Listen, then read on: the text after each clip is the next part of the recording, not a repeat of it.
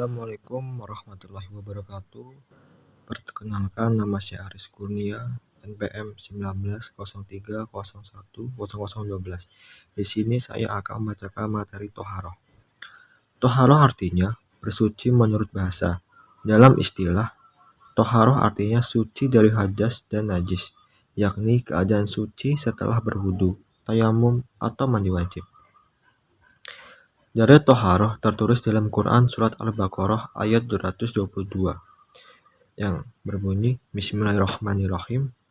Innallaha yuhibbul tawwabina wa yuhibbul mutahhirin, yang artinya sungguh Allah menyukai orang-orang yang tobat dan menyukai orang-orang yang menyucikan diri. Di dalam fikih Islam, air menjadi suatu yang penting sebagai sarana utama dalam bersuci, baik bersuci dari hadas maupun dari najis. Ada 4 macam jenis air. Yang pertama, air suci dan mensucikan.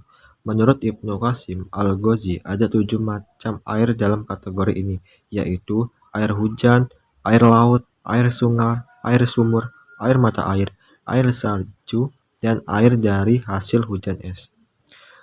Ketujuh macam air ini disebut sebagai air mutlak selama masih pada sifat asli penciptaannya.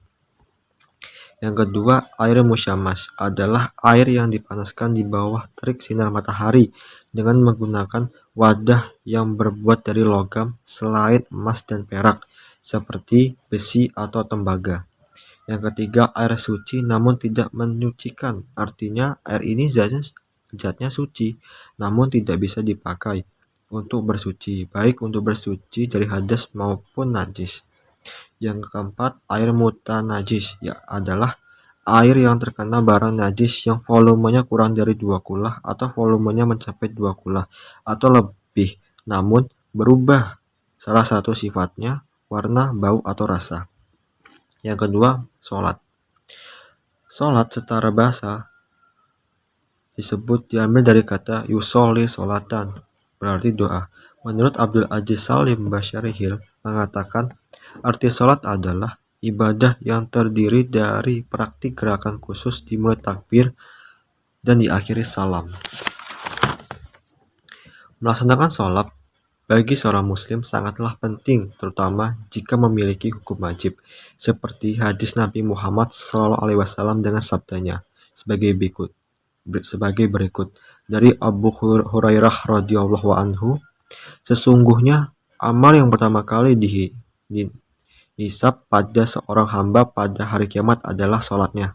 Maka jika sholatnya baik, sungguh ia telah beruntung dan berhasil. Dan jika sholatnya rusak, sungguh ia telah gagal dan rugi.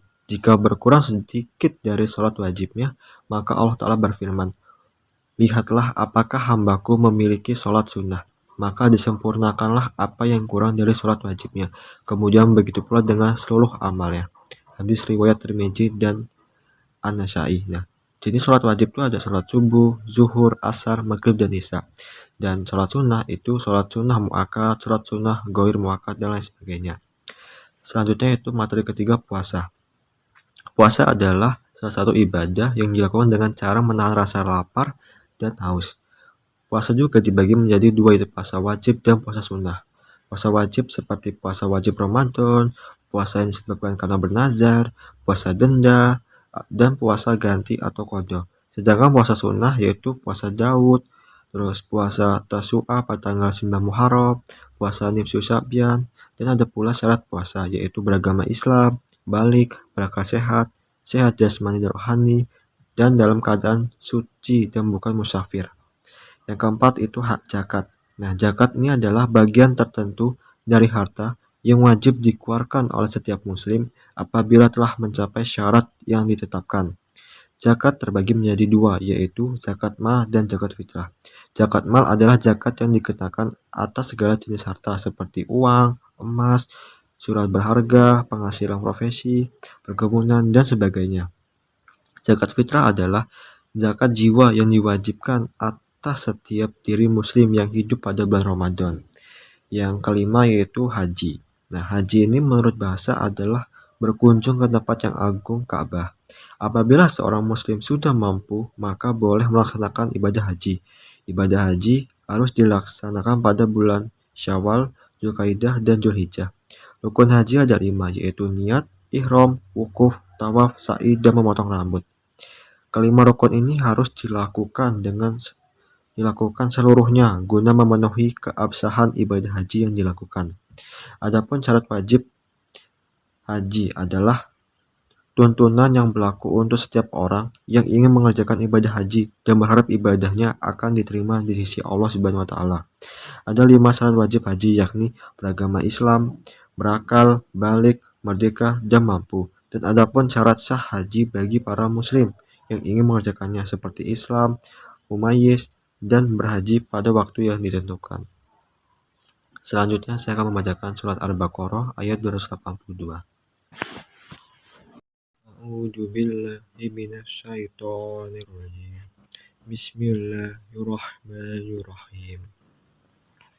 Ya ayyuhallazina amanu idza tadayantum bidainin ila ajalin musamman faktubu bil'al wala ya'bakatibun ayyaktuba kama allamahullahu falyaktub waliyum lillazi alaihil haqqu wal yattaqillaha rabbahu wala yabkhas min syai'an wa in kana allazi alaihil haqqu safiman aw dha'ifan aw la yastati'u ayyumilla huwa falyumlil waliyuhu bil adl wastashhidu shahidaini min rijalikum wa illam yakuna rajulaini farajulun wa imra'atani mimman tardawna minas suhada'i antadila ihdahuma fatudzakkira ihdahuma ukhra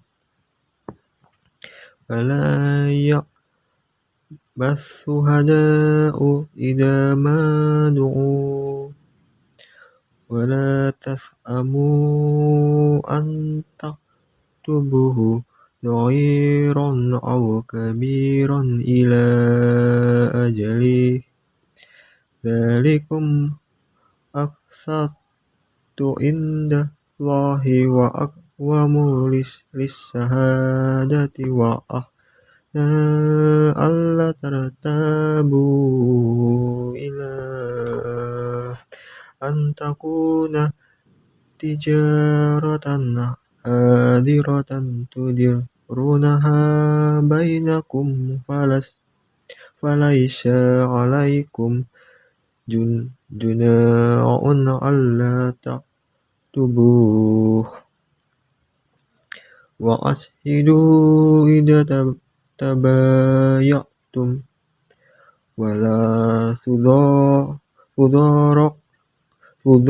katibu wa la syahida wa in taf'alu fa innahu fusuqum bikum fattaqullah wa yu'allimukumullah wallahu bikulli syai'in alim, yang artinya, wahai orang-orang yang beriman, apabila kamu melakukan utang piutang untuk waktu yang ditentukan, hendaklah kamu menuliskannya, dan hendaklah seorang penulis di antara kamu menuliskannya dengan benar.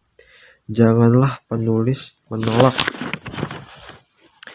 untuk menuliskannya, sebagaimana Allah telah mengajarkan kepadanya, maka hendaklah dia menuliskan, dan hendaklah orang yang berutang itu mendiktekan, dan hendaklah dia bertakwa kepada Allah, Tuhannya, dan janganlah dia mengurangi sedikit pun daripadanya. Jika yang berutang itu orang yang kurang akalnya, atau lemah atau tidak mampu mendiktekan sendiri, maka hendaklah walinya mendiktekannya dengan benar.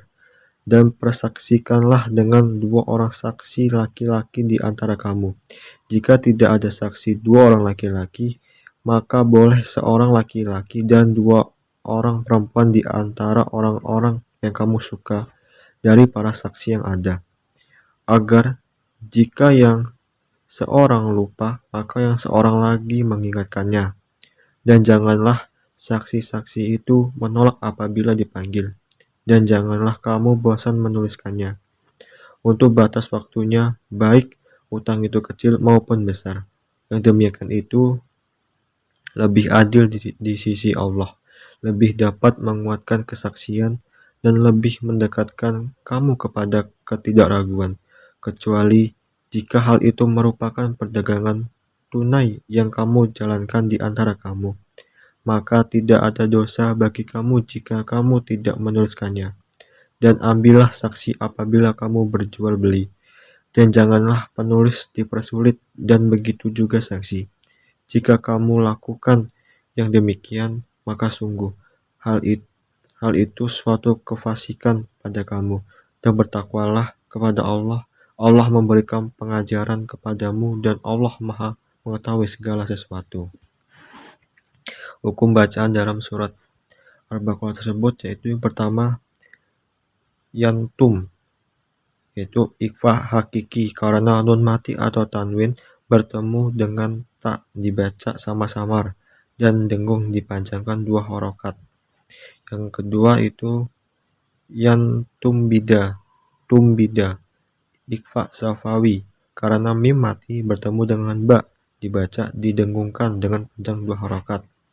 Yang ketiga faktubuh madlin, terjadi di huruf berbaris fathah dan domah bertemu dengan ya atau waw bertanda sukun, sedangkan di depannya lagi ada satu huruf yang dimatikan karena wakof. Yang keempat ayyaktub, idgham bigunah karena nun mati atau tanwin bertemu dengan huruf ya dan dibaca dengung. Yang kelima mat tabi'i karena mim bertemu dengan huruf mat alif dibaca panjang 2 harokat.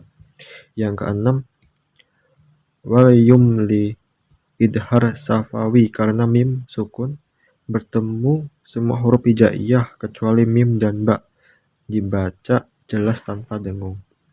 Yang ketujuh minhu idhar karena nun mati bertemu dengan ha dibaca jelas dan terang tanpa dengung. Yang kedelapan syai'on mat iwat karena terjadi berhenti pada huruf yang berbaris fathah tain dan dibaca panjang 2 harokat. Yang kesembilan mirrija igom bilah gunah karena nun mati bertemu dengan huruf ro dibaca tanpa dengung. Yang 10 aqwa qalqalah sugro karena terdapat huruf qalqalah qaf itu dimatikan karena baris matinya adalah asli karena harokat sukun dan bukan karena wakof. Sekian dan terima kasih. Wassalamualaikum warahmatullahi wabarakatuh.